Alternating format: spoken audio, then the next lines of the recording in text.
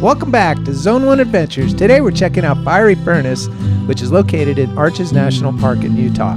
This is the first obstacle that we go through, and we get to walk under a giant boulder.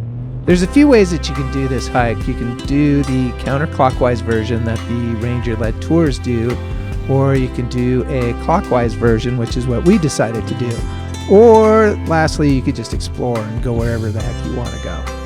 But here we get to walk right under this big giant boulder, and it will take us to our first obstacle, if you want to call it that. The natural trail, once you get past these boulders, kind of goes forward and then to the right, but the stairs are actually directly to your right. When you get there, you'll see them because it's basically some boulders that have been set up into a staircase with some cement and what have you.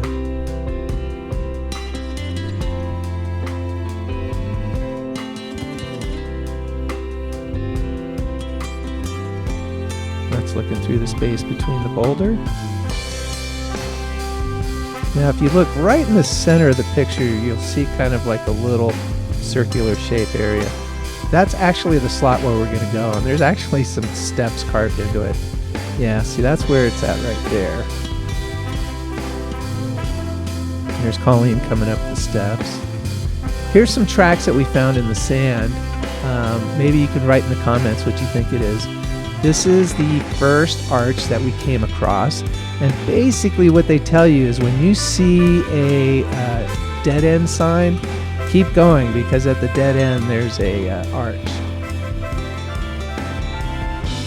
And the cool thing about this is it's just all these narrow passages. And the way it got created is it was a giant sandstone block that got pushed up, and when it got pushed up, the surface tension broke, and it broke in parallel lines.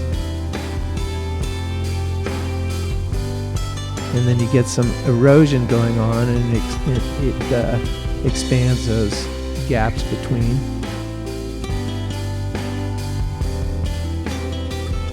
And this is what we get.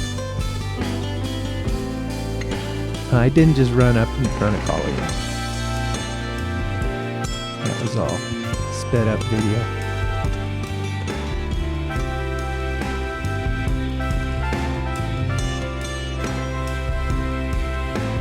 There's so many amazing shapes. If you're a Star Trek fan, especially DS9, that might have looked like Morn. The center one to me looked like a bottle of wine. Down there, kind of center picture, that's where is another smaller arch. The sun's just hitting the tops of the spires. That one on the left, you can actually walk pretty far into that, if not all the way. This is one of the narrow slots that we had to walk through. And there's several of these as you transition from one parallel gap to another. There'll be these narrow connecting routes. Sometimes you'll have to climb up and over some boulders and what have you to continue on, but in most cases you're not doing anything really crazy.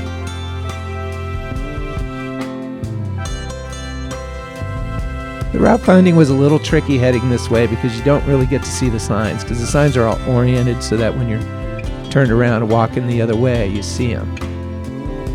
So we were paying attention to the footprints, but I gotta say, with the permitting system that they use, they're only letting like a few dozen people in a day on their own, and you can really tell. All the sand was very pristine. Even the areas where people were walking had very few tracks, hence why the route finding was a little bit challenging.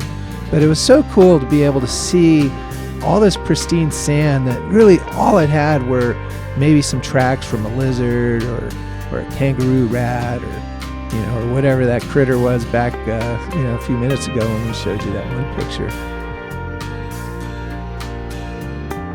Looking through more cracks.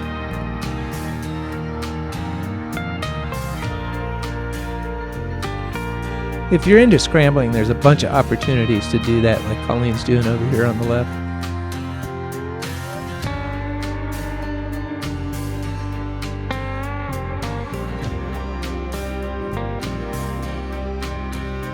Here's a spot that was a little challenging.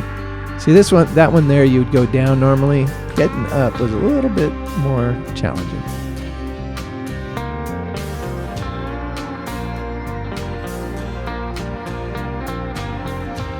That one there on the left really looked like an owl to me.